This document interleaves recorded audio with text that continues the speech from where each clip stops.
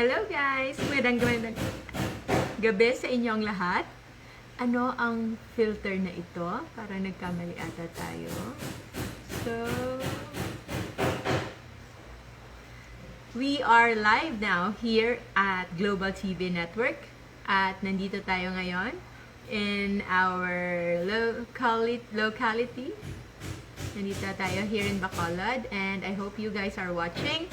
So, yung topic natin ngayon is about stress and wellness. Paano ba natin ma-attain ang ating wellness kahit marami tayong stress in life? So, basically, for the past few months that we've been in Global TV Network, yung mga focus natin is mostly on health and weight, how to manage health, how to manage weight. But actually, a large part of this is also related to wellness, And yung wellness na yan, hindi natin maa-attain without battling or handling stress properly. So this topic is actually focusing on wellness. I have 3 books, if you know. Meron akong 3 books na kinuha. Nandito ba? Meron ba tayong books dito? I think I have a copy here.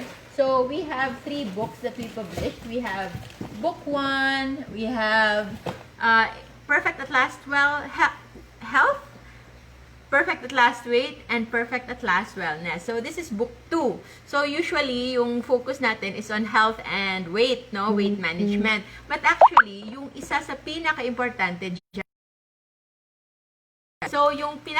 dyan, is about, this is book 3, Perfect at Last Wellness. So, this is about stress management, kung ano-ano man, kung meron kayong mga problema, kung meron kayong mga sources of stress ninyo, just put in the comment section and we will try to answer that one by one. Lahat ng klaseng stress, it can have an effect in your body. For the meantime, we will invite all of our friends and families and loved ones so that they can join in our episode for this Friday. So, happy Friday sa lahat. I hope you've had a very productive Friday, even if it's already holiday week, Comes next week, it's already Christmas week. Meron pa ring work, most of us, but for students, wala nang school, and I hope you get to enjoy your mini vacation. So, this topic is about wellness and stress. Bakit natin kailangan i-maintain yung proper wellness? So, the first commenter is my brother, Andrew Kichua Rojo. I'm so happy. Akala ko hindi ka makaka-online ngayon. I am so happy that you are online because I actually dedicated this episode for you. Kasi sabi mo nga, it's you who told me. It's all, including our big brother, si Bobby, Alvin. Kayong dalawa actually yung nag-push sa akin to discuss this topic. Kasi yung sinasabi natin may nag-order ng books, parating in-order book 1 or book 2. Hindi sila nag-order ng book 3. Kasi akala nila it's something simple, it's something parang alam na nila. But for those of you who have read books 1, 2, and 3, alam nyo, marami sa inyo actually na yung favorite talaga is yung book 3. Most reviewers of the books, yung sinasabi nila, it gets better towards the end. So, if you are a reader of book 1, yung Perfect at Last Weight, book 1, and hindi nyo pa na-read yung book 2, kapag na-read nyo yung book 2, you will say na mas maganda yung book 2 kaysa sa book 1. But when you come to read book 3, you will really think that book 3 is really something else. Hindi siya related directly to the science behind health, the science behind wellness, yung mga weight management at mga illness, but it tackles a lot of us, sometimes, hindi natin binibigyan ng emphasis. Hello, Ness! Hello, Sir Norvin! Thank you so much for watching. So, for this week only, this Friday only, our topic is very special dahil it will talk about wellness. Yung wellness, by definition, it's an overall well-being. Tama yung pag-iisip, kalmado yung ating pakiramdam, at the optimum health tayo, and wala tayong mga major concerns na nakakapagsira ng ating day-to-day. We are functioning at our best, As much as possible, you are functioning at your best. You are tapping all, if not most, if not all of your potential. Hello, Reyes! Salamat sa mga hearts mo. So, if you have your family and friends who you'd like to share this way of life, We will start in a while, but for now, we will have to share this with our groups and our other followers in Life Without Rice group, and at the same time, we will share this in our other pages para alam ng iba nating mga kasama na we are live already. So, once we've posted this, ano na tayo? It's all about wellness. Yung title ng book 3 natin, meron siyang subtitle. Kasi our books is Perfect at Last series, no? It's Perfect at Last book series. Parang ambitious siya papakinggan. But for me, if we are considering ourselves as our most important, no, na investment in our lives, as most important na resource natin to do what we need to do to our loved ones, to our advocacy, to the things that we believed in, we must first take care of our own individuality, our own person. Kasi nga, cliche man siya pakinggan, but you can never share something that you don't have yourselves, no? So how can you share some tips on health and wellness, on stress management if you yourself is hindi rin yun mabigay sa sarili nyo? Also, or even if sabihin nila na you are being selfish, actually no. Kasi if you will not take care of yourself, it will only be such time. It will only take a little time. Darating din ang panahon na ikaw mismo ay mangangailangan ng tulong. So, don't wait for that. You take care of yourself so that you can take care more of your loved ones, of your families, and even if the things that you just believe in, kahit kung meron man kayong NGO na inaalagaan, charity works na inaalagaan, if you don't have a family, if you're single, for sure you have something that you are really taking care of. So, kung gusto mong ipagpatuloy yan, you make sure that you are at the top of your health. And comes with that is your wellness. So, I would like to say hi to my brother, Alvin. He is there, no? Galing lang ako dyan. I dropped by a while ago in our booth in Robinson's Place, Bacolod, DIY Donuts, and LCFessentials.ph. So, nandyan sila ngayon, Angel, Angela, my sister-in-law. Thank you so much for watching. And I hope you get to share this episode also para matulungan natin yung iba nating mga kasama. One by one, if wala kayong questions, we will look into the laman ng Book 3. So, yung Book 3, we have a subtitle na ang sabi dito, Internal Calm Amidst External Chaos. Okay? Internal calm, kalmado sa loob, kahit chaotic yung labas, okay? So kahit anong mangyari man sa buong mundo, sa labas ng iyong pagkatao, so it may be your outside, maybe your home, maybe your work, maybe the public places that you go to, kahit yung current events sa politics, especially with the pandemic right now, you make sure that you remain calm. You remain calm and you remain at peace kung ano man sa loob mo. Kasi kahit gaano man kagulo sa labas, as long as you have your focus, as long as deep inside, kalmado ka, you will be able to think well. So, I will share some tips kung paano natin nalagpasan, kung ano-ano mang mga pagsubok na naranasan natin, and how we can turn adversity, no? Meron tayong tinatawag na adversity advantage. Yun yung mga challenges natin, o yung kung meron kang obstacle, pwede mo siyang ma-turn into opportunities. Pwede mo siyang ma-turn into something that is more beneficial other than nakakapagsama sa iyo. So, you stay tuned, and if you have questions, kahit ano, anything under the sun, for now, ano ang pinaka-major na concern nyo sa buhay? Is it because of health? Is it because of a medical condition? O baka financial ba? O problema sa pamilya? Problema sa love life? Problema sa aso? Mabibigyan natin ng, we will try to address that based on the books that we wrote, no? So, we have a book here to guide us kung meron man. So, actually, we don't sell it that much, no? We don't advertise this, we don't oversell this, we don't even market this as much, no? But I think this book is something that anybody can learn from. So, this is a compilation of life's little day-to-day lessons na nakatulong sa akin and to my families and to my loved ones, and I wish to share them with you. Okay? So, give me a few seconds for now. Kung meron man kayong questions, feel free to do so sa lahat ng mga friends and families na nanonood dyan. Thank you so much for watching. Please share this as well. All about wellness this Friday. Live na tayo ngayon. Live na. Okay. So, Ella Marie, how can we order your book, Doc? So, you can check my page. I have a page, Dr. Josephine Grace Chua Rojo. And you can send me a message and I will tell you how to order. So, kakailangan ko lang yung full name, yung shipping address mo, and your contact number para maipadala namin. Currently, what we have are the Amazon prints, no? So, this is an Amazon print. So, medyo malaki siya. So, malaki ang mukha ko. So, malaki ang book na to. So, these are 6 by 9 inches. So, malaki siya. As compared to our Philippine prints, I think it's just around 5. So, this book, I think I have here with me. This book actually is published by my sister. So, this is The One. Yung title niya, The One.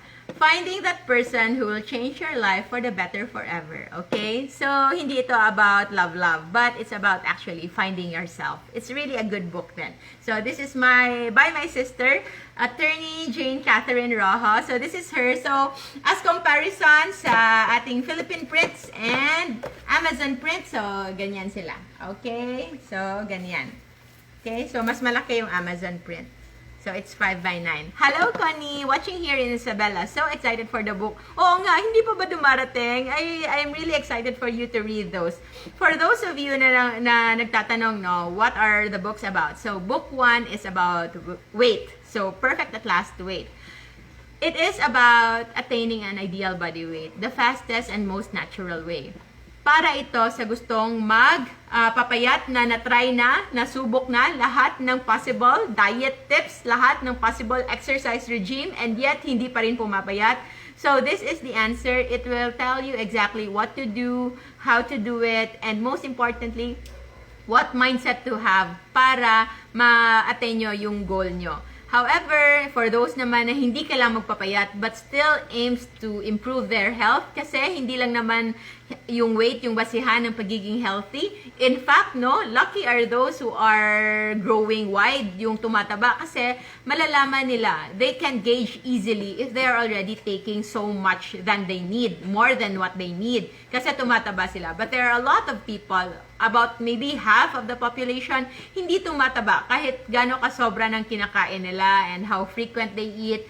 But the damage that is inside their bodies is nandun na, sa loob lang at sobra-sobra din. Some form stone, nagkakaroon ng stone formation sa kidney, nagkakaroon ng stone formation sa gallbladder, and even in the joints, kaya nagkakaroon ng mga joint pains and arthritis. Akala natin arthritis lang. But when they operate, especially I know Dr. Iggy Agbayani can attest to this, when he operates daw on those patients, hindi siya urate crystals, but it's actually a lot of crystals, also called oxalate crystals. These oxalate crystals can accumulate from food na marami ang oxalate content, no? So, yun, pwede natin i-avoid yun. So, I hope you get a copy of the books 1 and books 2. For those of you na malayo, wala sa Pilipinas, you can get it through Amazon.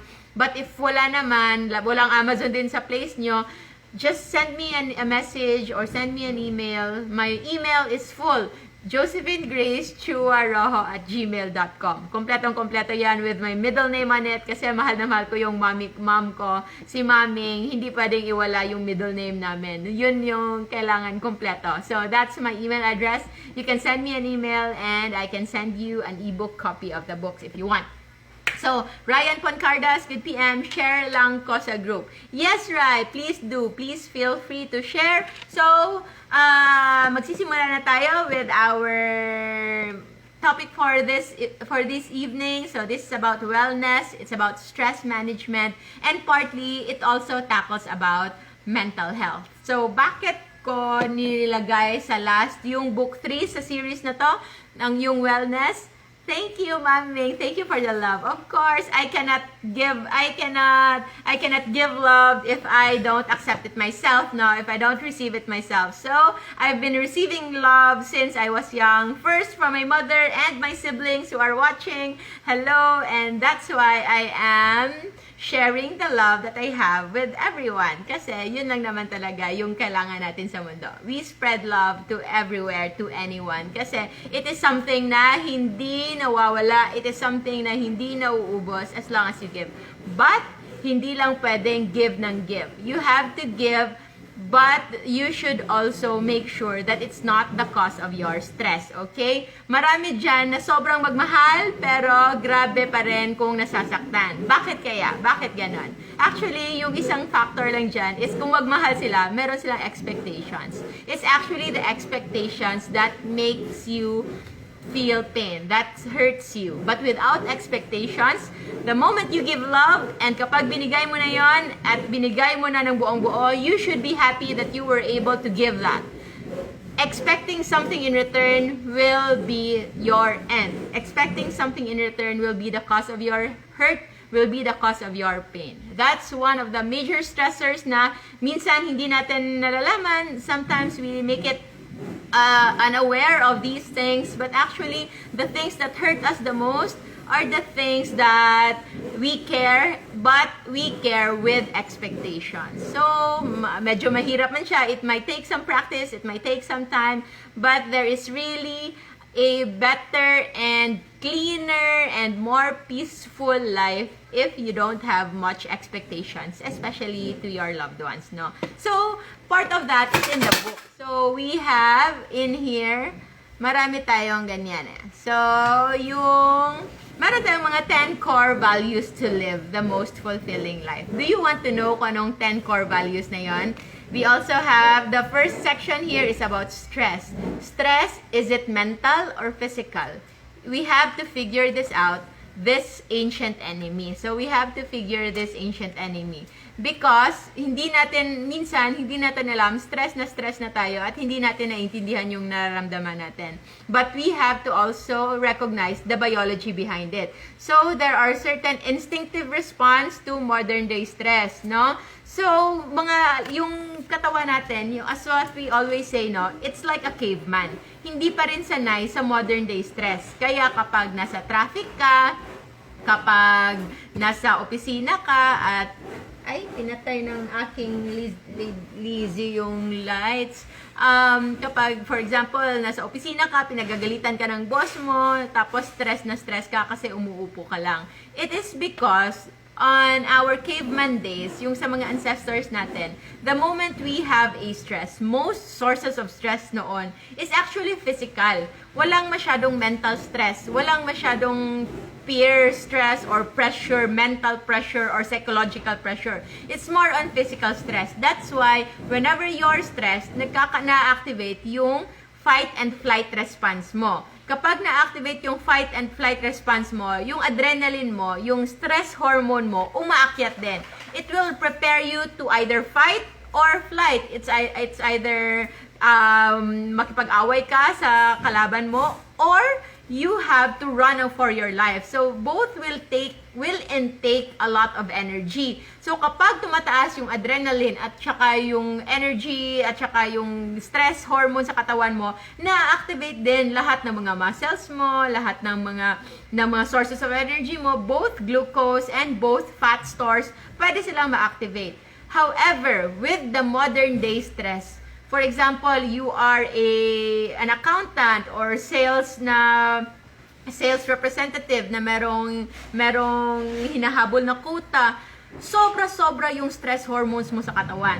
That's why it can build up in your body and can manifest as inflammation. Parang sugar. Yes, it can have the same effect as sugar.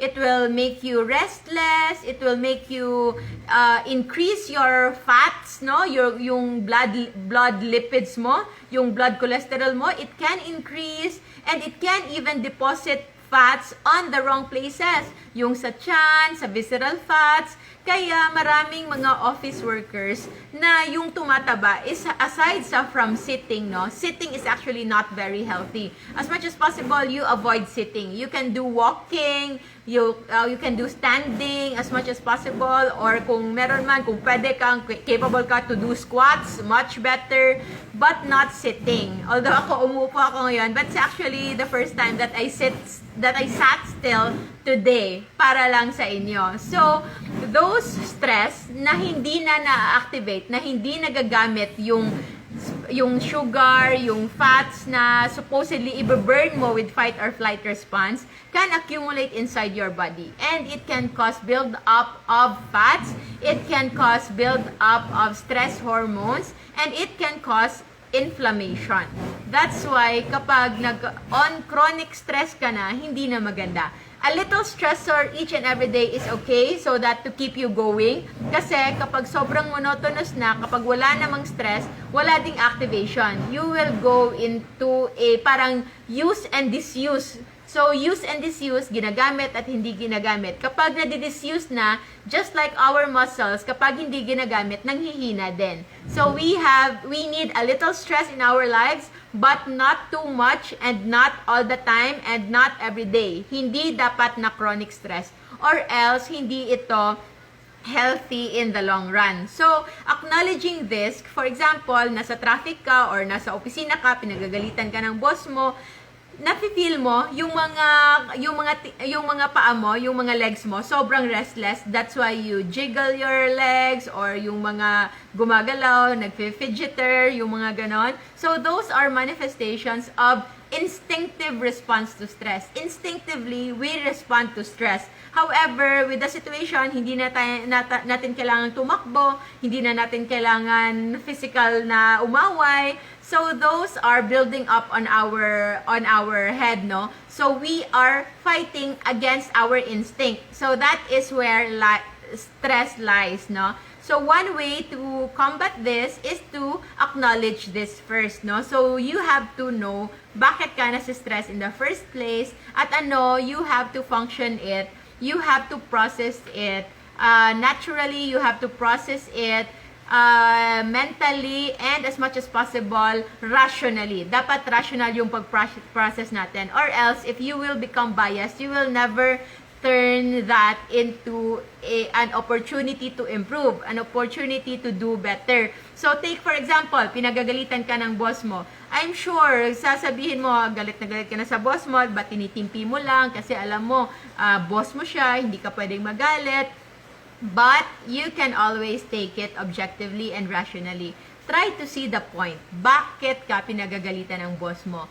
And try to ask yourself, what could I have done para maiwasan yon? You can always do an introspective, no? Introception, no? Introspective inspection, okay? You inspect yourself from the inside. Hello, Lilay ba? Lilay Alzosa. Hello, watching from LA, LA. Thank you so much for watching. I know, thank you so much for sharing a lot of good sources of tips and health tips now that you share in our Life Without Rice group. I appreciate that very much kasi, you know, I get to be a little busy minsan, so hindi na ako nakakapag-post as often as I want, and to be there with you as often as I want. And I'm so glad we have members, we have new members of our community in Life Without Rice and Low Carb Feasting and Fasting community that supplements those now. We have a lot of our members, if not all of our members, are actually very intelligent people and very rational thinkers. That's why they know. They themselves scrutinize kung ano yung mga articles, ano yung mga journal articles, and mga post na with scientific basis, at hindi lang basta-basta nagpo-post lang. We try to be very scientific as much as possible and be rational. Yung pinakagusto ko talaga, kahit yung scientific minsan, it can get very, very technical. But what is important also is yung it makes sense, no? Yung hindi siya nag-go against sa common sense. So that is very important. So So that's one way of dealing stress at workplace, no? You can always, for each challenges at work, you can always do an internal inspection, internal analysis, be objective, don't be biased with yourself, and always consider, what could have I done to do it better? Ano ba ang pwede ko sanang gawin para maiwasan ang pangyayaring ito? Ano ang pwede kong i-improve next time para hindi na ito maulit? So, those are the questions that you can address yourself. And, kung meron ka namang, hello EJ, I can see you liking, and I hope Mona is also watching, na hindi na ako nakapag-reply sa'yo because I went live already. So, thank you. If you have questions, feel free to ask them. Hindi ko matatapos yung book kasi it's 223 pages. So, medyo mataas siya. But it will tackle the stress from friends. Yes, meron ding stress from friends. We also have stress from families. We also have stress from the society. Yung mga pressure natin. Like for example, I know my friends can relate. Yung mga kaedad ko na pressure na ng mga pamilya nila na bakit hindi pa nag-aasawa, bakit hindi pa nagkakaanak, or kung meron man, meron ng asawa, but deliberately ayaw manganak. So, I know you get stressed a lot. You get to be anxious about it. Nasa-stress din kayo. But if you have read book 3, you know my stance sa mga bagay na yon, at doon malalaman nyo bakit hindi ka kailangan ma-stress. Hello, Tita March Bartolome. Thank you so much for watching. So, yung isa sa pinaka-importante, we have section 4, no? Mag-ano na tayo, random. Overcoming personal struggles. Okay? So, yung mga personal struggles, minsan, yung stress hindi pala galing sa labas. Yung iba, yung stress, nasa loob natin. So, what are the stresses na kailangan natin ibabattle? So, the first one would be self-doubt. As much as possible, avoid that. So, how to do it exactly? Nasa book yon. But, in general, hindi pwedeng mag-doubt ka sa sarili mo. You can do more than what you have done. Kaya lang, hindi mo lang challenge yung self mo. If you think na nag-doubt ka sa sarili mo, try to imagine yung mga struggles, yung mga obstacles na na-overcome mo noon. Those things, akala mo noon, hindi mo masusurvive. But you are here now, you have survived, and you can survive this, another, whatever stressor that you are facing now, kayang-kaya mo yan. You just have to believe in yourself, no? Kaya nga sabi nila, before we became human beings, we are actually, we came from millions or even billions of sperms, no? Competing for that one egg para ma-fertilize. And we came into being. So, dun pa lang, panalo ka na. And after that, you are already the chosen one. And as you went through life, you went to so many things, at na-survive mo yon up to this day, especially if you are watching this, okay? So, you can do something about it and you can survive. Don't doubt yourself. And don't ever, one way to not doubt yourself is to stop comparing yourself from others. Don't compare yourself sa ibang tao. You have to compare yourself from your previous self, yung previous na sarili mo, okay? Doon mo i-compare yon because that is the best gauge for you to improve.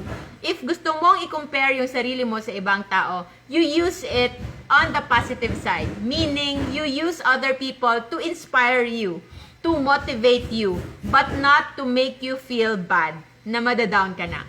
If it will make you feel bad, you turn that feeling bad into a driving force for you to do more, for you to do better. But it's always good kasi sometimes those, sabi ko, na little stress that is important for us to keep moving, for us to keep going.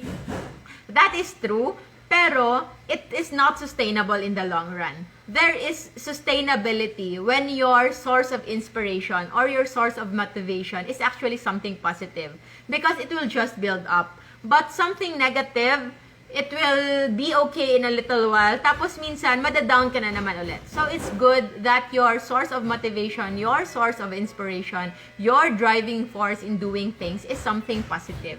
So, the first one is self-doubt. Next one, we also have childhood and adult trauma. So, minsan, may mga bagay na nangyari sa nung kabataan natin na sometimes hindi na natin maisip. I have a good friend na meron siyang part na obsessed siya a little sa kanyang hair, no? She's always combing her hair, she's always treating it sa salon. Basta marami siyang issues sa kanyang hair. And later on, we found out na she just remembered na I think it was still in preschool. Meron siyang classmate sa preschool na nag-comment lang sa kanya na medyo yung hair mo parang bad hair day. One comment only, and it changed her forever. So sometimes, those little things, and that's even something very benign. That is something that is not even very serious. Pero for others, it can have a lot of implications. So for you, no, if there is one thing that you think you are not capable of doing, like for example, natatakot kang magsalita in public, or something na hindi mo lang gustong gawin, or something that you don't do, try to recall kung meron siyang instances about your childhood. Baka doon merong rason on why is it that, kung bakit ganyan yung nangyari at bakit ganyan yung reaction mo ngayon. Okay? So what is also good, no, is you try to remember. You can even ask your mom kung meron bang mga nangyari no kabataan mo that you can try to go to, and you can address, and you can heal, no. The most important part about trauma, whether it's childhood trauma, even if it's adult trauma, yes, meron din tayong adult trauma.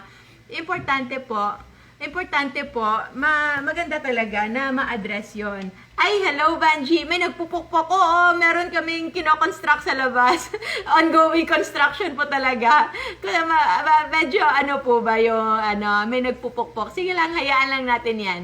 Hindi, let's not mind that. Okay. And for Kim Poy, magandang gabi.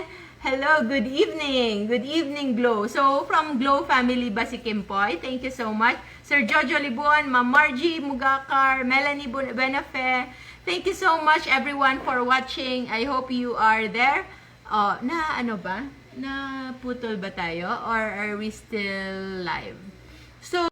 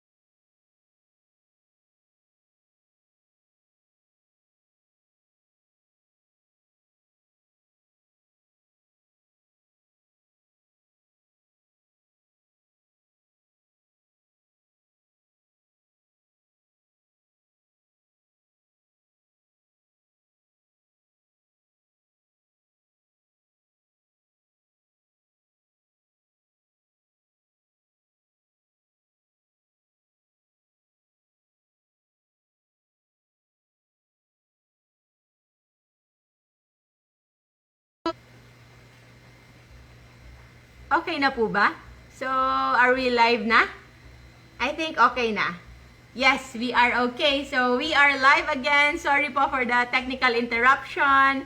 Nagkaroon lang ng technical glitch. Hindi ko alam kung bakit. Anyway, thank you so much. Thank you, Maming. And thank you, Oliver, for the support. And now, okay na. Okay, so, childhood trauma. Yun ba yung last natin na tinatakal? So, childhood trauma and adult trauma. Bakit merong adult trauma? Kasi hindi lahat ng trauma sa kabataan lang. Minsan, may mga pangyayari na sa adulthood na natin, dun pa tayo natutrauma. Especially, nangyayari to sa mga taong hindi nakaranas ng kung anumang paghihirap nung kabataan nila. Sometimes, we were brought up overly protected, no? Sobrang protektado tayo by our parents, na sobrang minahal nila tayo. Although it was good and we were raised full of love, however, it can have a drawback. minsan, kapag lumabas na tayo sa mundo, especially after we went to school, after graduating college, you were exposed to the real world. And the real world sometimes is not that nice. Sometimes it is not that good. Sometimes it is harsh. Sometimes it is mean. And for the first time in your life, na-expose ka sa mga taong nangaabuso, meron palang mga taong nagte-take advantage, meron palang mga taong mga opportunistic. And yes, it can be a great source of stress if hindi ka prepared. So you have to prepare for that, and you have to understand also where they are coming from. And as always, I always consider as choosing, merong two things you need to know to overcome whatever stressor, okay? So the first one is choosing an internal locus of control. Choosing an internal locus of control, anong ibig sabihin yan? Always blame yourself. I know, medyo negative siya tingnan, medyo negative siya pakinggan, but the moment you blame yourself is actually you taking control. The moment you blame yourself, kahit hindi pa yan totoong kasalanan mo, kahit kasalanan pa yan ng lahat ng tao, but you have to take control of that. You have to take control of that part na ikaw ang may gawa. Because that is the only way that you can improve it the next time around. That is the only way that you can make sure that it will not happen again. It may happen again, but not exactly the same way. And by that time, you will know what to do. Kasi kahit hindi pa kasalanan mo kung ano man ang negative outcome na nangyari, there will always be that factor na ikaw yung may gawa. It's either you agreed to something, or you didn't agree into something, or you decided not to decide on something. So that is still a factor that is on you. Because if you will not gain control, if you will not take responsibility over something na may nangyari, you will be, tawag natin dyan, helpless. Helpless ka in a sense na hindi ka in control. Yung nangyayari sa'yo, depende lang kung ano mangyayari sa palibot mo. And that is what makes people go, in lack of better term, no, go crazy. Yung idea na parang mababaliw ka. In psychology, they say a person gets mentally challenged, a person gets have psychiatric problem the moment that their expectations and their current reality is not coinciding, and that they are not prepared, no? Kapag hindi mo alam, sobrang unpredictable ng palibot mo, sobrang unpredictable ng pangyayari sa paligid mo, it will make you feel helpless. You will not, kasi hindi mo alam kung mainit o malamig o kung ano, because you are not in control. So, one way to deal with that is actually to gain control. And the only way for you to gain control is for you to choose yourself as the one that is to blame on whatever things. And it's not just about blaming. It's also, para fair, it's also giving yourself the necessary credit, no?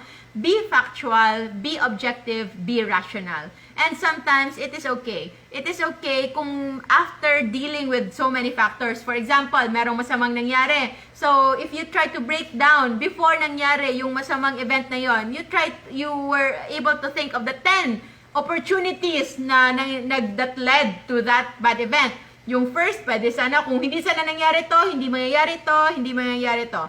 Yes, and a certain part of that, you can have a deciding factor na ikaw. And for other things naman that you are really not in control, you should just let go, okay? So the first important thing that you need to do to address any stressor is to have an internal locus of control, meaning your location of sense of control is yourself. Hindi nakadepende sa partner mo, hindi nakadepende sa parents mo, hindi nakadepende sa loved ones mo, sa boss mo, o sa anuman, okay? There will always be that factor na ikaw. If you, for example, you decide to do something because of your loved ones, you don't say that you decided for your loved ones, but it is your decision that you decide having your loved one as a reason. But if something happens, you don't blame your loved one. You blame yourself kasi ikaw ang nag-decide nun na yon ang gagawin mong rason, okay? Are we clear with that? Hello,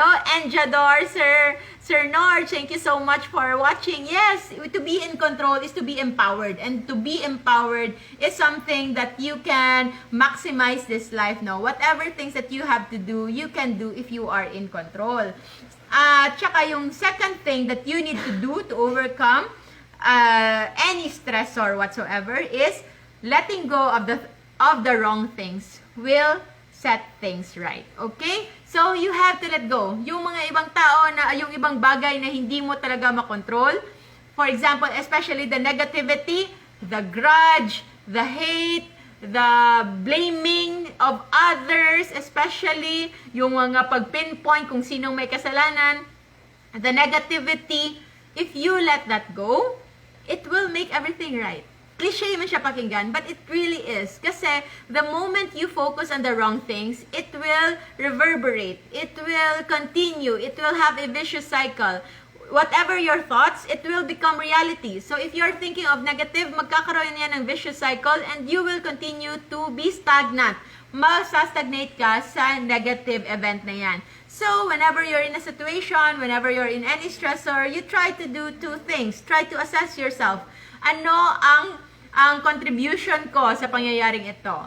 How can I have changed this? Ano ba ang pwede sana kong ginawa? Sanang ginawa ko to avoid this? And how can I do, what can I do so that this won't happen again? And if ever you put the control to yourself and you blamed yourself for that part na hindi nangyari ayon sa kagustuhan mo, you also forgive yourself, okay? Don't be stagnant. Don't be stagnant on the part that you just blame yourself. You always end up with forgiving yourself.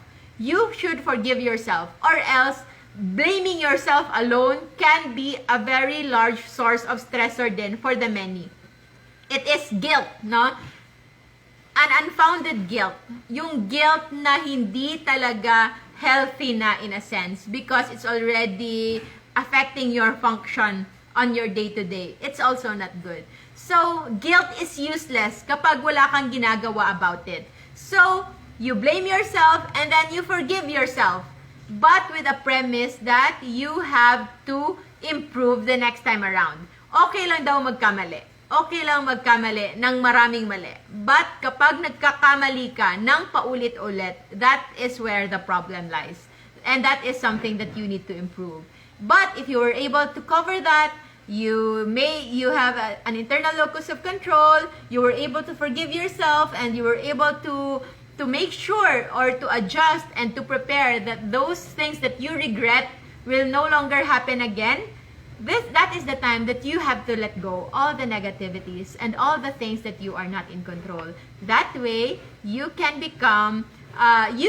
maintain an internal calm amidst external chaos. Okay? So, yun talaga. And it's, the book, yung cover niya, it's like, grabe yung waves sa dagat. But kahit gano'n man sila ka-wavy, you remain calm inside.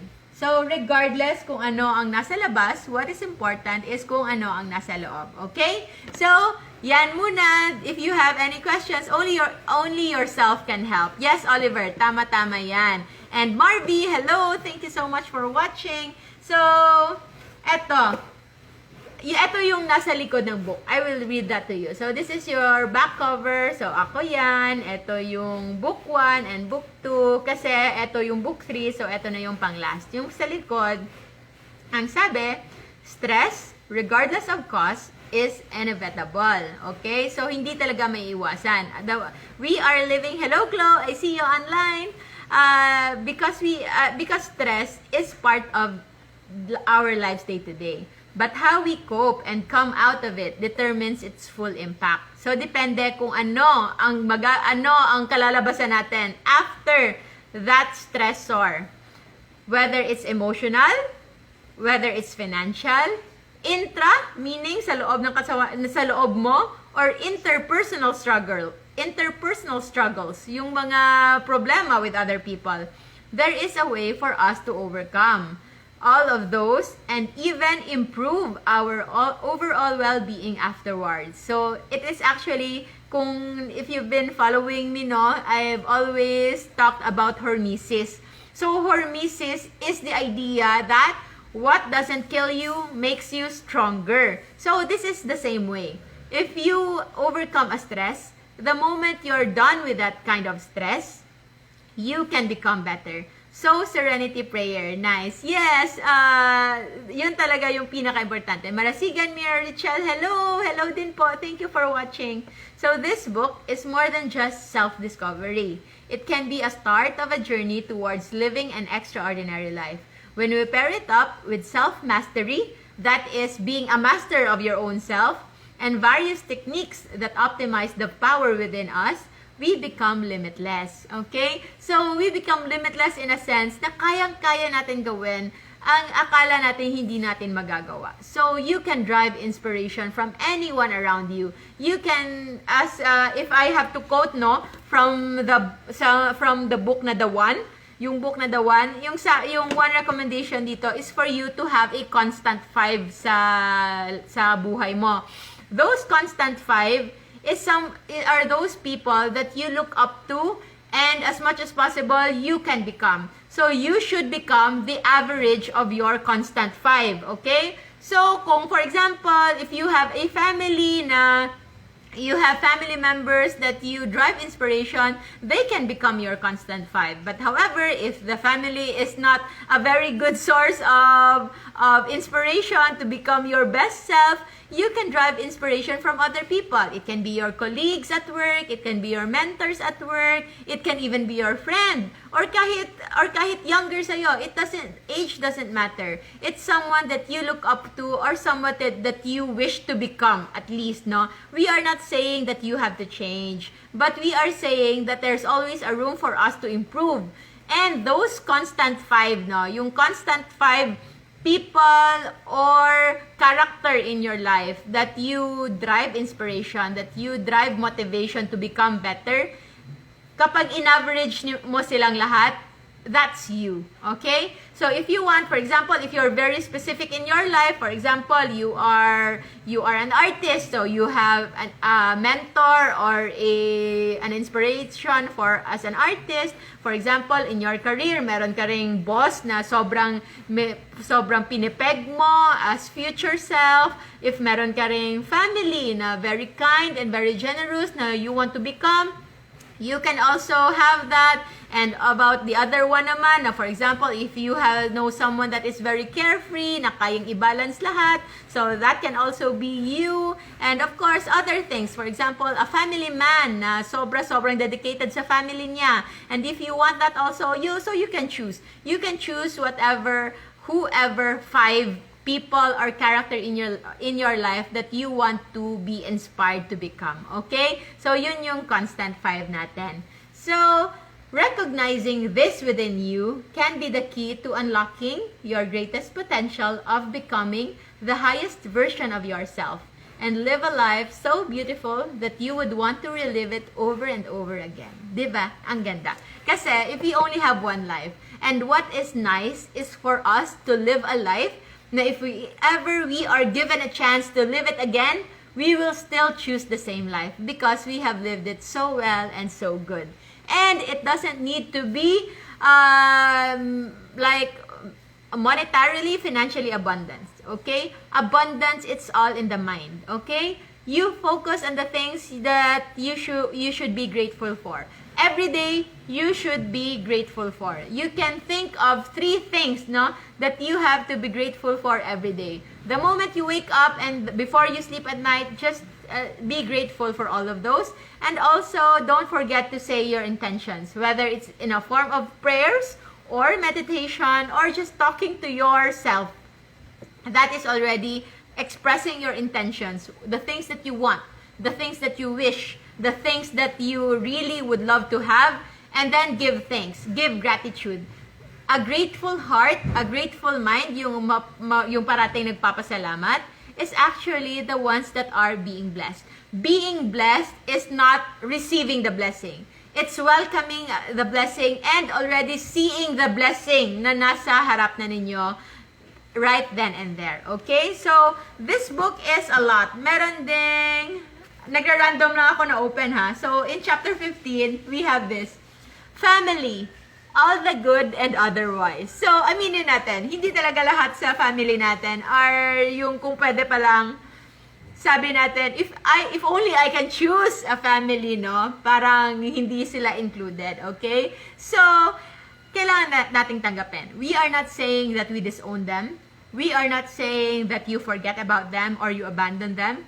But we are saying that you don't let them affect your inner peace. If meron kang toxic na pamilya, let them be. Okay? You continue to be good to them. So, since toxic na sila, so don't expect anything good from them. So, kahit anong gawin nilang hindi maganda, you won't be affected. Dahil alam mo na, you've already accepted that. And you continue to give goodness, you continue to still deal with them decently without any expectations. And that way, you know, you do not have a responsibility just because kadugo kayo.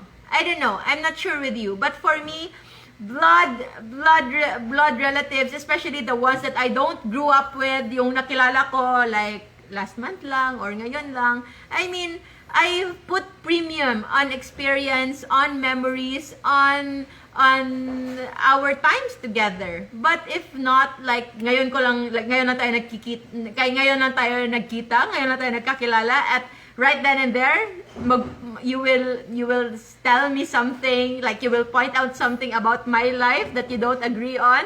I'm so sorry. I just don't give a damn on what you will think. Yun lang. So, kasi I know, us Filipinos, we are very closely knit families. And sometimes what the titos, the titas, the lolos, the lolas will say, naapektuhan talaga tayo.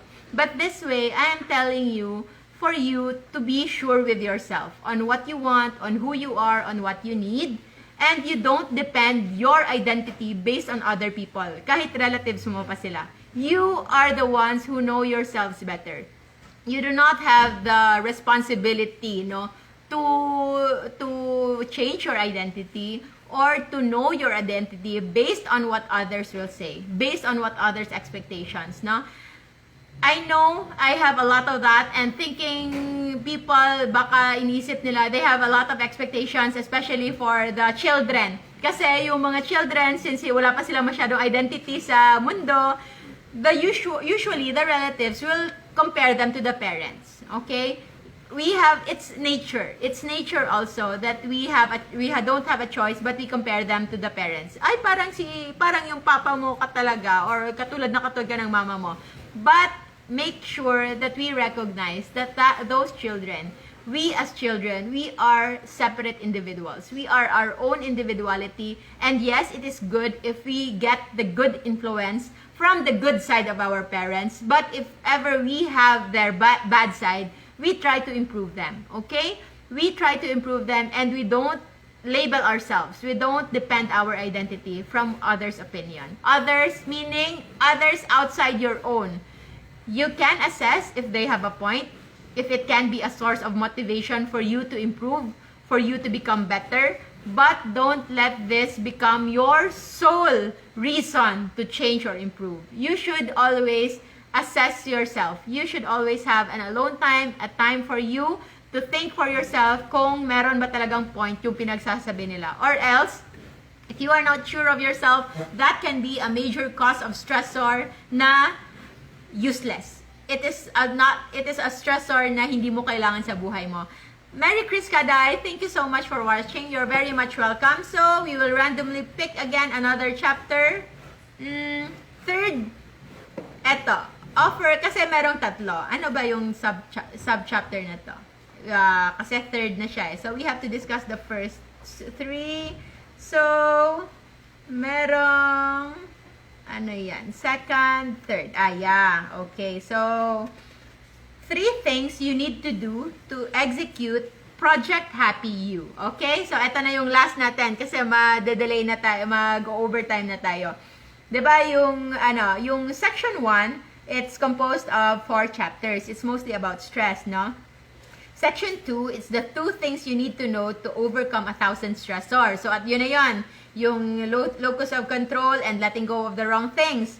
At saka, yung section 3, 3 things you need to do to execute the project Happy You. Okay? So happiness, hindi lang siya about superficial happiness. It is something that is incorporated with fulfillment, with contentment, and of course, peace, no? Internal peace. So first, number 1 dito, natakol na pala natin, make self-care a priority. And in this part, dito nakatakol yung prioritizing health, importance of sleep, and do therapeutic eating and not emotional eating.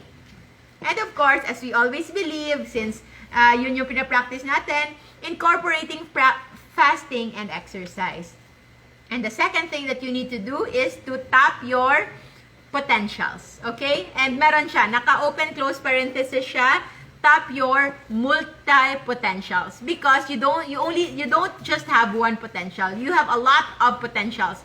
Try to think kung ano yung work mo or kung ano yung ginagawa mo ngayon as compared to ano yung pinag-aralan mo.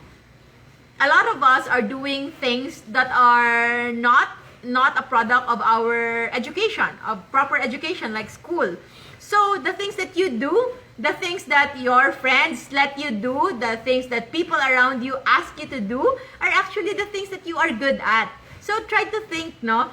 If people are always asking you to do that, like for example, my friend Chloe, people want her to take their pictures. So she has a talent.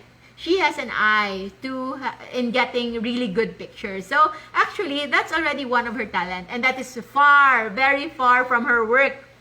So that's just a very simple presentation of what is multi-potentials. I have come across a TED Talk video about multi-potentiated people, and it's something that really light up a bulb in my head, no? That you don't need to become labeled as just having one talent or one skill or one potential. You can have many. It's just that our educational system, nakafocus sa isa lang. Kasi we are in this modern world na parang yung subspecialty, yung subspecialization ng lahat-lahat ay nakakanya na lang. And we are raising actually our children, the future generation, just thinking of one thing.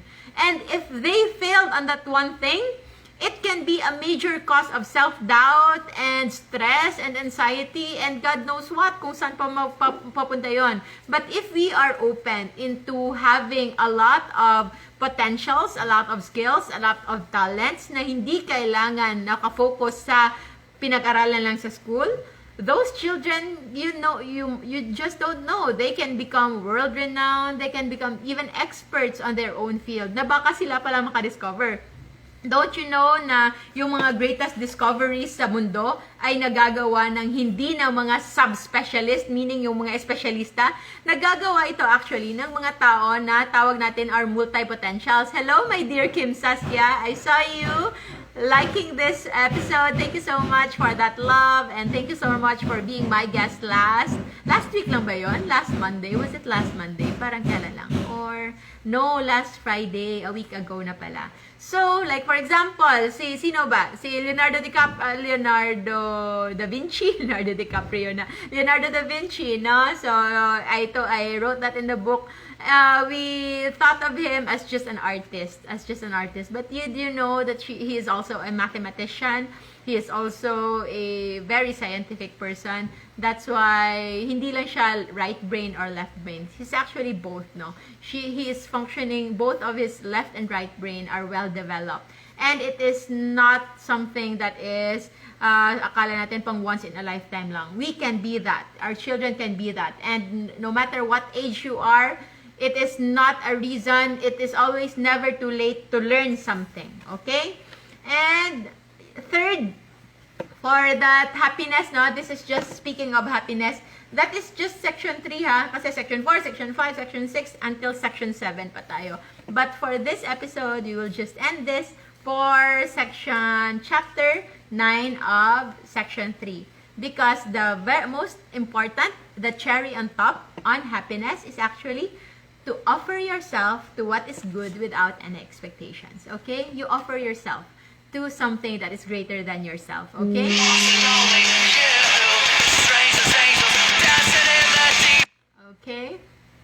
So yes, you have to offer yourself. The moment you start offering yourself to something greater than yourself, than your own personal interest, that is where the true happiness lies. And I think this is I don't know if this is effective, but this is my way of offering that.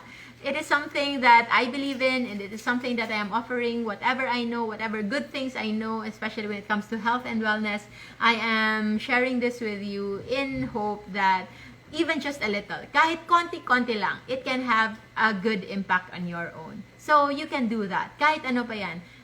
It might not be that very visible. Like for example, parang akalain mo wala kang talent. But for example, all of your friends always go to you whenever they have problems. So actually, you are a very good listener. You are a very comfortable person to be with na walang feeling of judgment, walang feeling of anxiety, or maybe you are someone na pinupuntahan nila whenever they need to ask for a certain review on a certain techie brand, no? Or on a certain gadget. So, actually, you don't know kung anong talent mo. Hindi lang siya nila-label. Kasi, yung ang hirap sa educational system natin, we were brought up in an idea na yung mga talent may label lang. Singing, dancing, writing, mga ganyan-ganyan. But actually, with what we have now, sobrang daming talent, sobrang daming gifts, no? Sa person natin na hindi lang natin malaman.